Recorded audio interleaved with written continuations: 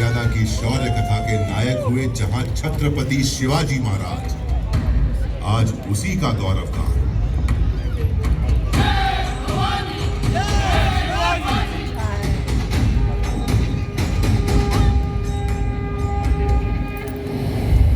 अरब सागर और सह्याद्री पर्वत श्रृंखला के साथ बसा महाराष्ट्र,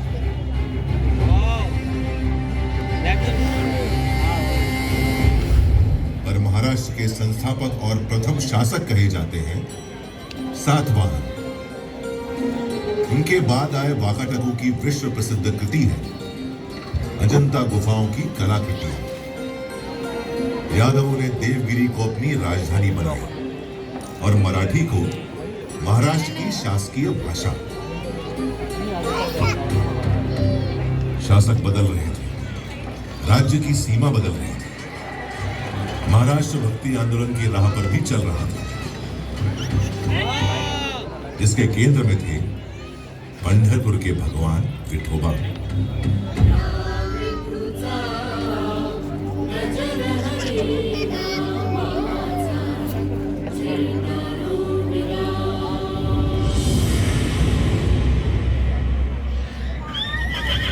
तेरहवीं सदी के खत्म होते होते महाराष्ट्र में उथल पुथल का खौफनाक दौर शुरू हो गया।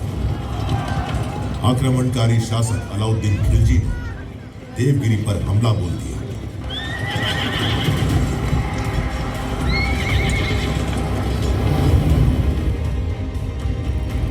महाराष्ट्र में हिंदू शासन का सूरज अस्त हो गया। इस तरह 350 साल बीत गए। 17वीं सदी आ गई। ज्यादातर हिस्सा बीजापुर के सुल्तान मोहम्मद आदिल शाह के अधीन था। उसके जुल्म सितम से मराठा माटी भीतर भीतर चीख रही थी। छोटे बड़े सारे जागीरदार आदिल शाह का हुक्म बजाने को मजबूर थे। उन्हीं में से एक थे शाहजी राजे भोसले, शिवनेरी के जागीरदार। शाहजी भोसले की पत्नी थी वीर माता जीजाबाई।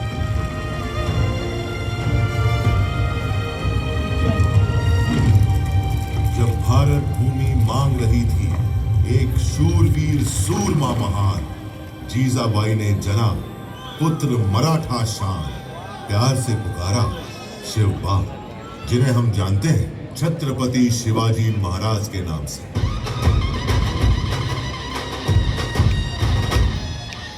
जीजाबाई बाल शिवाजी को सुनाने लगी भारत की गौरव गाथाएं, रामायण, महाभारत और वीरों की कथाएं।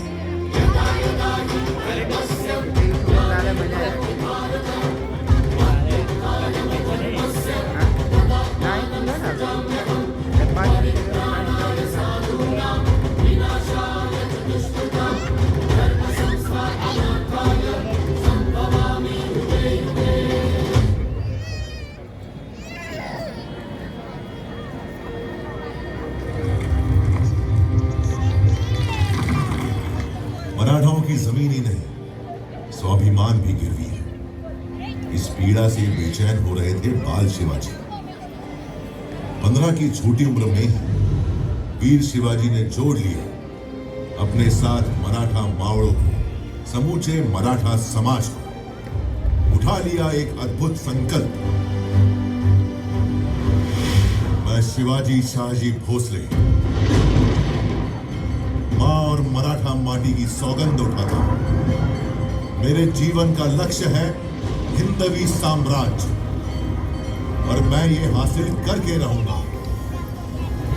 हमारा संकल्प है स्वराज और सिर्फ स्वराज।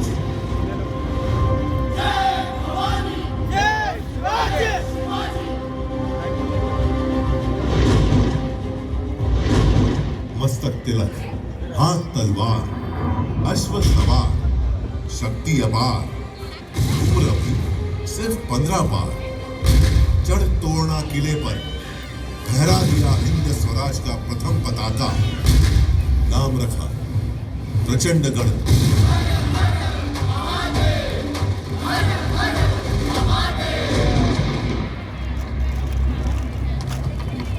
वीर शिवाजी को रोकने प्रतापगढ़ पहुंचा आदिल शाही सेनापति अफजल खान। अफजल ने वीर शिवाजी की पीठ पर किया धोखे से वार। शिवाजी ने पहन रखा था लोहे का कवच, उसका वार गया नाकाम। उल्टा शिवाजी ने बगनक से उसकी आंतें निकाली।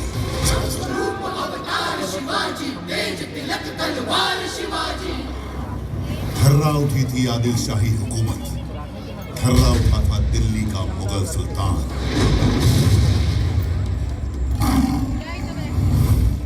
वीर शिवाजी ने पूना पहुंचे औरंगजेब के वजीर शाइस्ता खान की उंगलियां काट डाली और सूरत पहुंचकर मुगलों का सारा खजाना लूट लिया।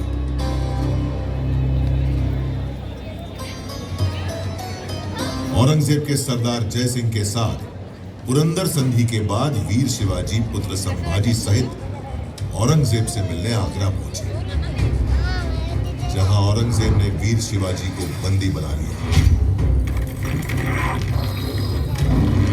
लेकिन कारावास की दीवारें वीरों को कब रोक सकी? मुगल सेना को भनक भी नहीं लगी, कैद से निकल गए वीर शिवाजी।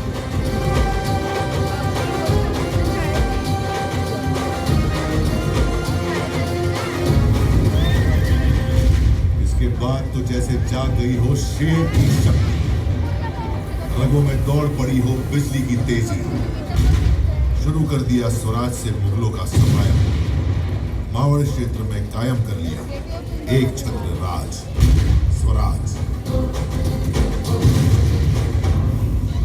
जिसके लिए प्राणों की आहुति दी थी शिवा काशी, जीवा महाले, कान्होजी आंग्रे, बाजी प्रभु देशपांडे, तानाजी मालुसरे जैसे अनगिनत वीर मावड़ों ने।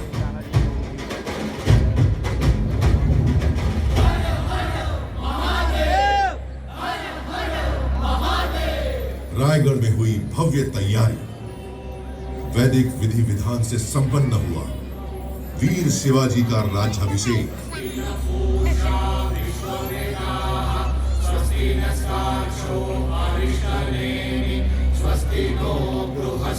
अलंकृत हुए छत्रपति की उपाधि से चारों दिशाएं गूंज उठी।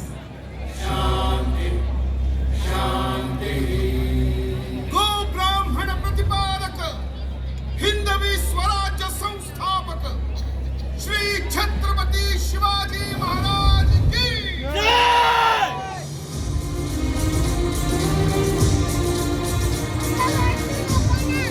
मराठा गौरव के रूप में उदित हुए छत्रपति शिवाजी महाराज की ख्याति चहुओर फैल गई। देश भर में चमक उठा था उनके शौर्य का सूरज।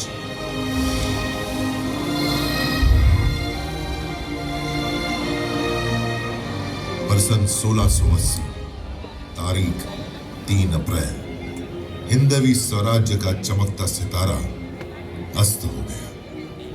छत्रपति शिवाजी महाराज ने अपना नश्वर शरीर त्याग दिया, पर वो आज भी करोड़ों करोड़ भारतीयों के हृदय में जीवित है और जीवित रहेंगे अनंत काल तक।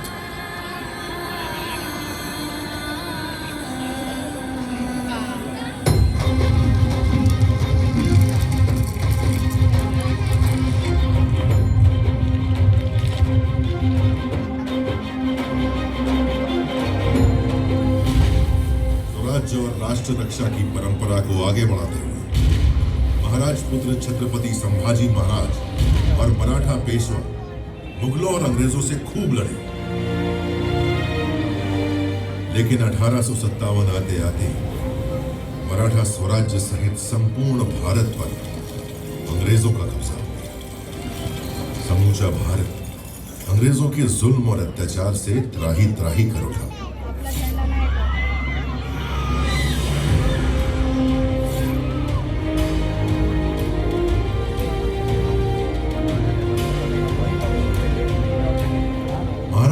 स्वतंत्रता आंदोलन का बिगुल बजाया बाल गंगाधर तिलक ने। स्वराज्य हा माझा जन्मसिद्ध हक्क आहे आणि तो मी मिळवणारच। इस उद्घोष ने न सिर्फ महाराष्ट्र में बल्कि समूचे भारत में स्वतंत्रता आंदोलन में नई जान फूंक दी। वासुदेव बलवंत फड़के, स्वतंत्र वीर विनायक दामोदर सावरकर, चाफेकर बंधु जैसे अनगिनत सेनानी कूद पड़े आंदोलन में।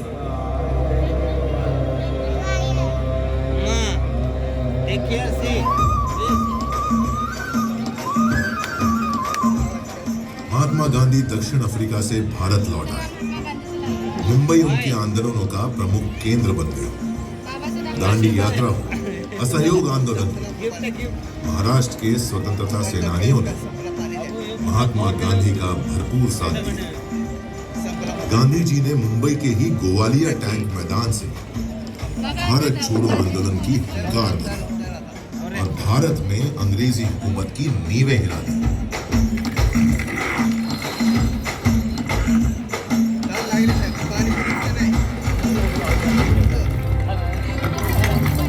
जिस गेटवे ऑफ इंडिया की नींव रखी थी अंग्रेजों ने, गुलामी की जंजीरों में जकड़ी उसकी दीवारें उस दिन का इंतजार कर रही थी जब देश आजाद हो और वे स्वतंत्र हवा में सांस लें। 15 अगस्त 1947, लगभग 200 सालों के संघर्ष के बाद देश अंततः आजाद हो गया।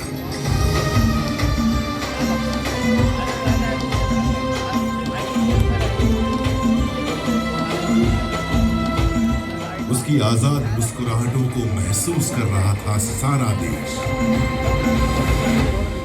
स्वाधीनता की चमक से हर भारतीय का चेहरा खिल उठा।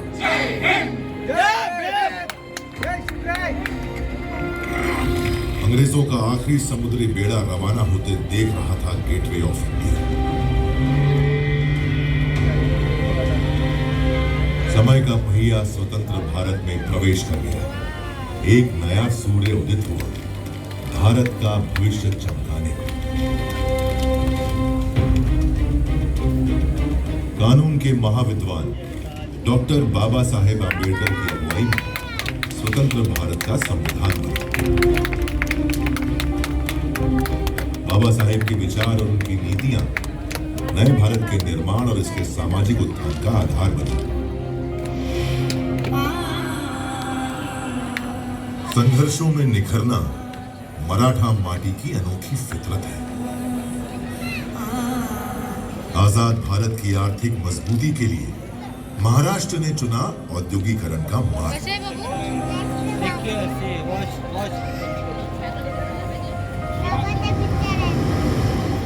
मुंबई जो पहले बॉम्बे कहलाती थी, जहां पहली रेल चली, पहली फिल्म बनी, आजादी के बाद दिन ब दिन चमकने लगी। सपनों की नगरी, भारत की आर्थिक प्रगति का केंद्र बन गई मुंबई।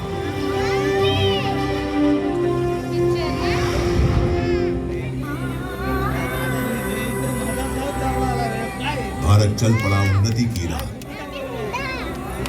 शिक्षा, स्वास्थ्य, सैन्य शक्ति, सामाजिक उत्थान, महिला सशक्तिकरण, सभी मोर्चों पर आगे बढ़ते हुए 75 सालों में भारत ने बना ली अपनी वैश्विक पहचान।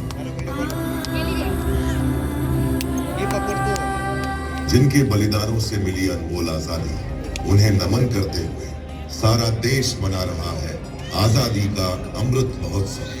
अगला 25 वर्ष अमृत काल है भारत का।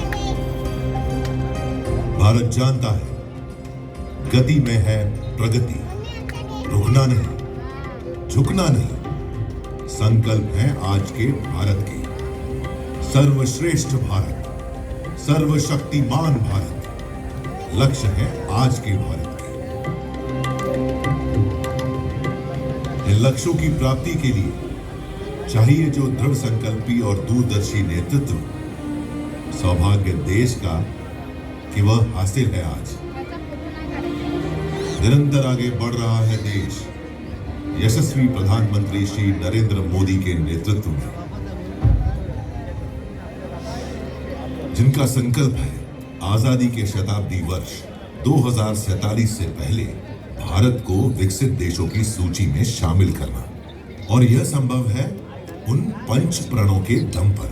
और हमें उन पंच प्राण को लेकर के 2047 के गांधी की विकसित भारत का संकल्प, गुलामी की हर सोच से मुक्ति, अपनी समृद्ध विरासत पर गर्व, एकता, एकजुटता और नागरिक कर्तव्य पालन।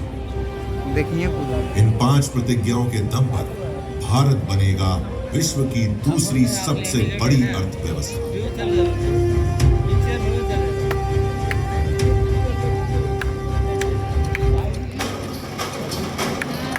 इस गाथा को इसी मोड़ पर छोड़ मैं चल पड़ा हूं अपनी अनंत यात्रा पर। मैं फिर मिलूंगा जब भारत मना रहा होगा आजादी का शताब्दी वर्ष।